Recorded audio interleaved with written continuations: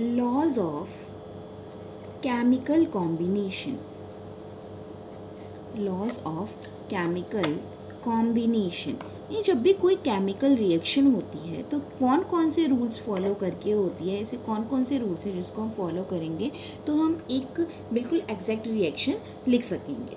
तो first law है law of conservation of mass, law of conservation of mass. Conservation means conserve रहना, यानी कि किसी चीज़ का कांस्टेंट रहना। तो यहाँ हम बात करेंगे मास की, कि जब भी कोई केमिकल रिएक्शन होगी तो केमिकल रिएक्शन के लिए हमें क्या चाहिए, रिएक्टेंट चाहिए, किस में कन्वर्ट हो जाएंगे, प्रोडक्ट में। तो this law was given by the Antoine Lavoisier. ये लॉ दिया था उन्होंने 1789। क्या है इस लॉ के according, mass of reactant, mass of reactant is equal to total mass of products. Means जो भी किसी भी रिएक्शन में जितने भी रिएक्टेंट हैं उनका total mass that will be the equal to the mass of the total products. Means mass can, जितना मास रिएक्टेंट का हमने लिया हमें फाइनली उतना ही मास मिल गया, कोई लॉस नहीं हुआ, कोई गेन नहीं हुआ। It mean mass can neither be created not be destroyed in a chemical reaction. कोई भी केमिकल रिएक्शन हो उसमें हम मास ना तो क्रिएट कर सकते हैं और ना ही डिस्ट्रॉय कर सकते हैं। For example HgO mercury oxide है, ठीक है, सॉलिड फॉर्म में होता है। जब हमने इसको हीट किया यानी कि इसका डिकम्पोजिशन किया तो मरकरी और ये हाफ O2 में कन्वर्ट हो गया। सपोज इसका हमने लिया 100 ग्राम और ये क्या बन गया 92.6 ग्राम। तो ये कितना होगा, हम 100 में से 92.6 को जब माइनस करेंगे तो ये आएगा 7.4 ग्राम। ओके, मीन्स अब इन दोनों का sum 92.6 and plus 7.4 is equal to 100 gram. Means जो टोटल मास ऑफ रिएक्टेंट है that will be the total mass of the products. Second law is law of definite proportion, law of definite proportion. This law was given by J.L. Proust. किसने दिया था, Proust scientist थे, French chemist थे J.L. Proust। क्या कहा था उन्होंने कि अगर कोई भी कंपाउंड है, कोई भी कंपाउंड हम किसी भी सोर्स से ऑब्टेन कर लिया, किसी मतलब एक से ज़्यादा केमिकल रिएक्शन में किसी भी तरह से बना ले, ठीक है, any compound when we obtain from any source, उसके जो एलिमेंट्स का जो मास का रेशियो होगा that will be the fix.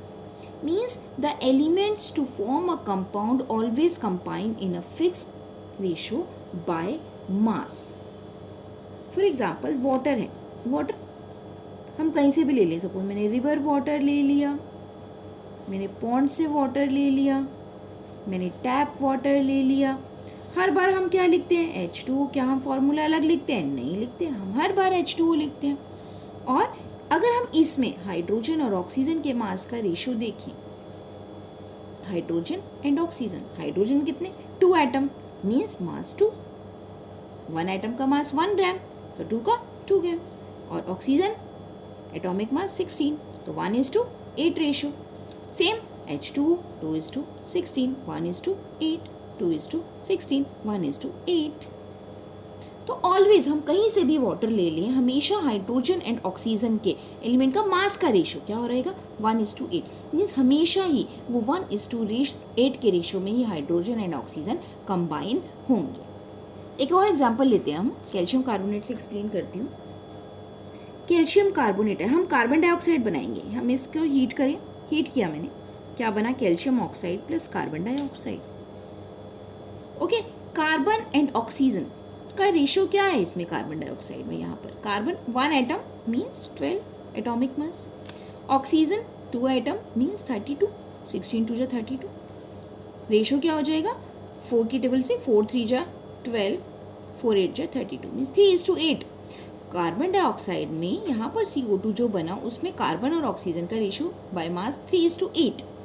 Okay, अब अगर मैं यही कार्बन डाइऑक्साइड कार्बन और ऑक्सीजन को फ्यूज़ करके बनाना चाहूँ तो क्या बनेगा, CO2 गैस बनेगी।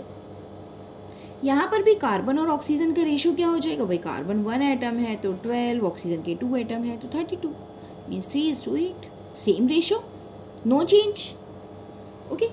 Third method, when calcium carbonate